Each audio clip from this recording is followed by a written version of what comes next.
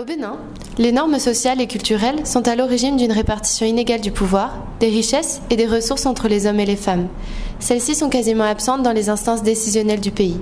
Pourtant, elles sont les principales actrices de nombreux secteurs économiques et pourraient porter de nouvelles idées qui enrichiraient la vie politique du Bénin.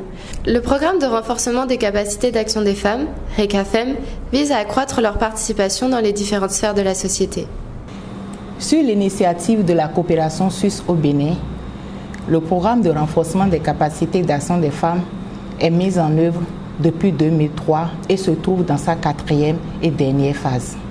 CARE Bénin Togo a reçu le mandat d'accompagnement technique et financier des partenaires de mise en œuvre du dit programme et apporte un appui conseil aux 25 centres de promotion sociale pour la prise en charge des survivantes de VBG. Le projet vise essentiellement à réduire les inégalités entre hommes et femmes dans les domaines politiques, sociaux, économiques, culturels et juridiques. 3 projets concourent à l'atteinte de cet objectif. Nous pouvons citer le projet d'éveil et de renforcement du leadership féminin piloté par le consortium Bani dans le nord et le centre du Bénin. Nous avons le projet de contribution à l'amélioration du taux des femmes aux postes électifs et nominatifs mis en œuvre par le consortium Wanep-Rifonga dans le sud et le projet d'appui à l'autonomisation de la femme piloté par le cabinet YOD à Savé et à Kalalé. Nous sommes très heureux de constater que, après 30 mois d'exécution, le programme a déjà pu impacter directement 294 jeunes femmes qui ont vu leur leadership renforcé. Le pouvoir économique de 510 femmes de groupement s'est accru et plus de 4000 personnes ont été déjà indirectement impactées par le programme. Beaucoup d'autres succès sont enregistrés sur le terrain. Nous sommes allés à la rencontre des différentes parties prenantes du programme RECAFEM 4, d'abord avec le consortium Bani, qui encadre les bénéficiaires issus du centre et du nord du Bénin. Comme activité menée jusque-là, nous avons en premier le recrutement d'une cohorte de jeunes femmes. Elles sont 139 au total réparties sur les 5 départements d'intervention du consortium Bani. Après le recrutement, nous avons organisé à leur endroit des sessions de formation. Nous en avons organisé 3 au total. Un premier atelier de formation sur le genre, le leadership féminin, le militantisme politique. Un deuxième atelier sur la gouvernance locale, la décentralisation. Et un 3e atelier sur l'art oratoire, les techniques de communication, de négociation. Et à côté de ce processus de renforcement de capacité, nous avons mis en place également un processus de coaching.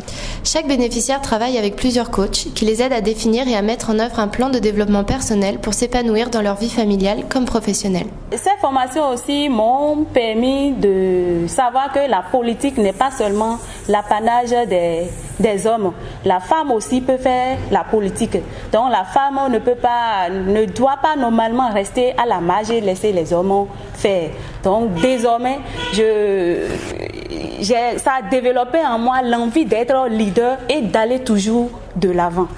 Coachs et bénéficiaires se réunissent au minimum toutes les 2 semaines pour évaluer leur progression dans l'atteinte de leurs objectifs.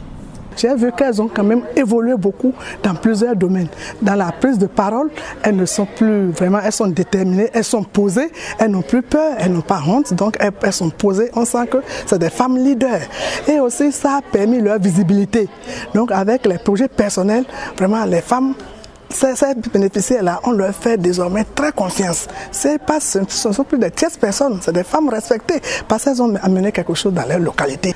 Avec le projet PERF aussi, compte tenu du niveau actuel des bénéficiaires, je peux le dire sans me tromper que vraiment on a une pépinière de femmes leaders et que la relève est assurée et aussi une relève de très bonne qualité. Je souhaite d'ici 10 ans être maire de la commune de Kalalé, ou soit député, ou soit même ministre de mon pays. Cela, je vais œuvrer dans ce sens-là. Je lutterai pour que je parvienne à ce rêve que je nourris depuis beaucoup d'années en arrière. Je nourris de devenir une grande femme politicienne dans ce pays-là. Je soutiens le programme FEC dans le cadre, parce que ça éveille davantage les causes. Je crois à cela et ça sera un grand bonheur pour toute la famille. Dans le sud, c'est le consortium Rifonga-Wanep qui encadre les bénéficiaires du programme. Nous les avons rencontrés à Pobet. Ce projet a permis de renforcer réellement la capacité, la confiance en soi. Au niveau de la plupart des 155, elles ont vraiment fait un bond en ce qui concerne la confiance en soi. Et aujourd'hui, quelle que soit la foule, elles peuvent vraiment exprimer ce qu'elles ont à dire. Nous avons également en termes d'impact dans la visibilité, parce que la plupart n'étaient pas connues de leur communauté. Aujourd'hui, quand elles sortent, on les appelle d'un peu partout.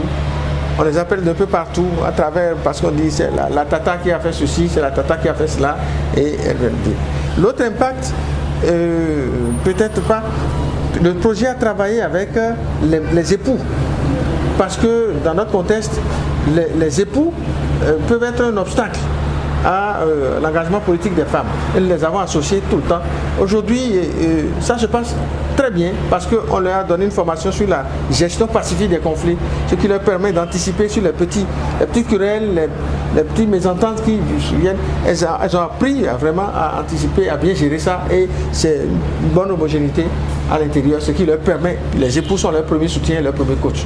Et ça marche plutôt très bien. Les bénéficiaires participent à de nombreuses réunions publiques, des mobilisations, des émissions télévisées et radiophoniques pour accroître leur visibilité.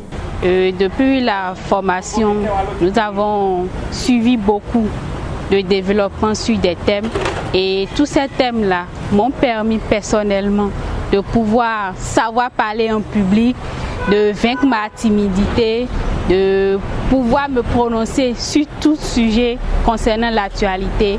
Et grâce aux formations aussi, je sais que je peux participer à toute initiative pour le développement de ma communauté. Le projet RECAFEM m'a apporté plus d'assurance en moi-même. C'est vrai que j'y étais, mais ça m'a donné beaucoup plus de confiance en moi-même.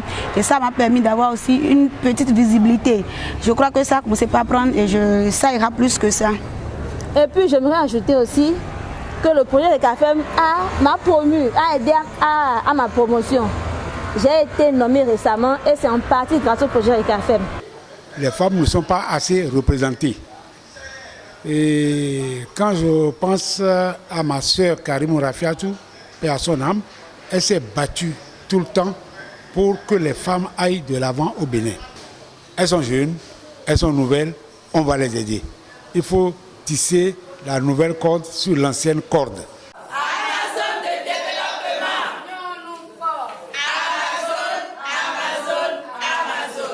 En plus de renforcer le leadership politique des femmes, RECAFEM 4 œuvre également à leur autonomisation et développement personnel.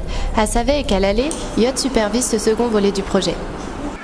Yod travaille sur la thématique de l'autonomisation des femmes. Dans ce cadre, il a réalisé en 2014 une étude sur les conditions d'accès des femmes aux ressources productives.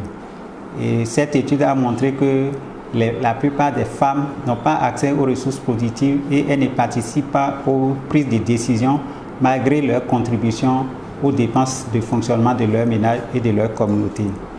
Pour relever ce défi, Yoda a élaboré le projet pilote d'appui à l'autonomisation des femmes, qui est un des projets du programme RECAFEM. Ce volet organise des formations techniques, dons de matériel et aide les femmes à définir leurs objectifs personnels. C'est la démarche Heyori. Le projet nous a appris comment faire un plan d'affaires. Le projet nous a appris comment faire économie. Si tu travailles là, il faut finir.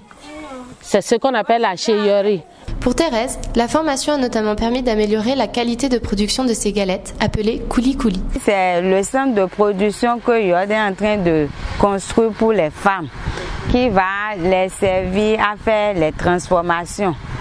Ce que vous voyez à côté là, c'est le magasin.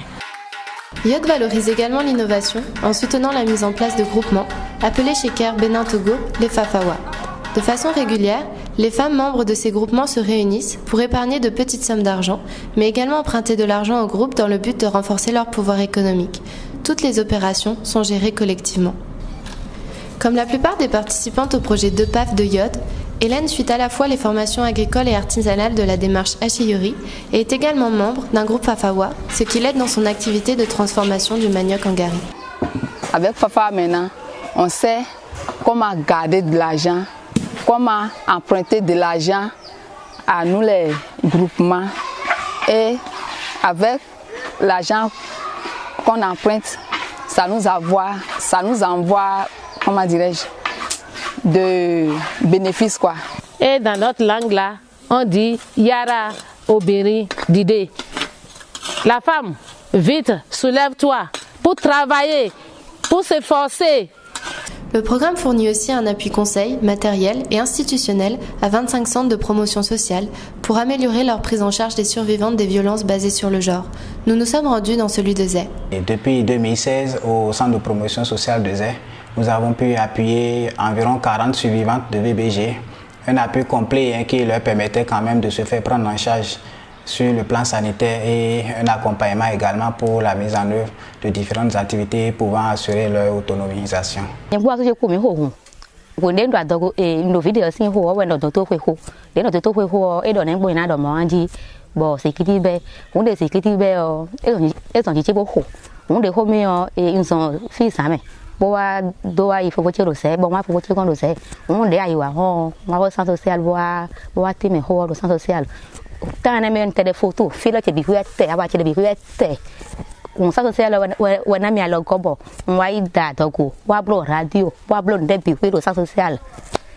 Les appuis du CPS lui ont permis de reconstruire sa vie. Elle vit désormais une relation de couple équilibrée et a même démarré une activité de revente d'huile. RECAFEM tirant vers sa fin, la coopération suisse, initiateur et bailleur du programme, nous a donné ses impressions sur les résultats. La thématique du genre, c'est-à-dire la question des inégalités hommes-femmes, est transversale à toutes les interventions de la coopération suisse au Bénin. Et c'est pour cela que nous y faisons attention dans les 3 domaines prioritaires d'intervention qui sont l'éducation, formation professionnelle, la gouvernance locale et le développement rural. Alors, et dans l'état des lieux, on constate qu'il y a des domaines où les inégalités sont très flagrantes et donc il faut agir pour un peu équilibrer les choses. C'est ça qui nous a amené à faire des interventions spécifiques, dont le programme de renforcement de capacité d'action des femmes, qui est initié depuis 2003 et dont la 4e phase a commencé en 2016. C'est la 4e phase a appris des 3 autres phases et aujourd'hui nous avons des progrès très significatifs en matière de leadership politique des femmes. Nous avons des jeunes femmes leaders engagées qui ont conscience de ce qu'elles veulent et qu'est-ce qu'elles veulent être en matière de leadership politique. Nous avons aussi des femmes qui ont été impactées par le programme et qui ont un plan, des projets de vie personnelle et se battent pour les accomplir. Et la question des violences basées sur le genre aussi, au niveau des centres de promotion sociale, est quand même mieux abordée avec l'appui des uns et des autres. Et sur tous ces progrès, nous sommes en train de réfléchir sur comment nous allons aller loin.